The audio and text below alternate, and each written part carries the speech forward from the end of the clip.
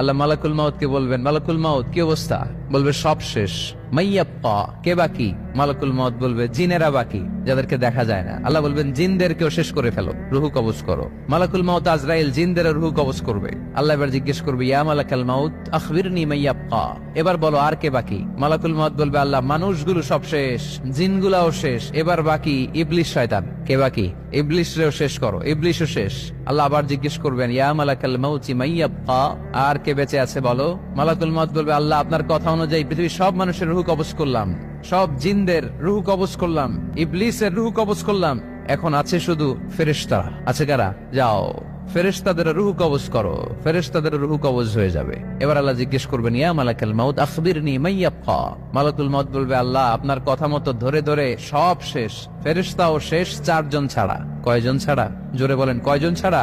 ইসরাফিল, জিব্রাইল, মিকাইল, আজরাইল। আল্লাহ এই 4 জন আমরা বাকি। আল্লাহ বলবে, যাও ইযহাব ইনতালিক ইলা জিবরিল ওয়াকবাদ রূহা, জিব্রাইলের রুহু কবজ করো। ইযহাব ইলা ইসরাফিল ওয়াকবাদ রূহা, ইসরাফিলের রুহু কবজ করো। ইযহাব ইলা মিকাইল ওয়াকবাদ রূহা, রুহু কবজ করো। ওই 3 ফেরেশতাও শেষ। এবার আল্লাহ তাআলা জিজ্ঞেস করবেন, ইয়া মালাকাল মাউত আখবিরনি মাইয়াব্কা, হে মালাকুল মাউত আর কে বাকি আছে বলো?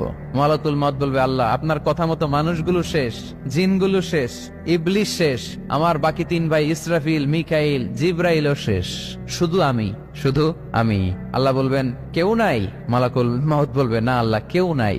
এবার আল্লাহ তাআলা বলবেন, মালাকুল মাউত তুমি তো সবাই রে মারছো, এবার তুমি মরো, এবার তুমি মরো, তুমি মরো। শোনার সাথে সাথে মালাকুল মাউতের কাঁপুনি ছুটে যাবে, খিচুনি এসে যাবে ভয়ে।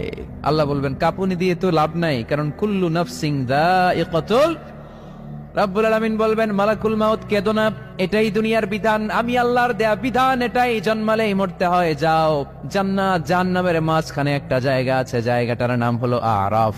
এই আরাফের মধ্যখানে যে দাঁড়া, ওখানে যে মালাকুল মাউত কাঁপতে থাকবে।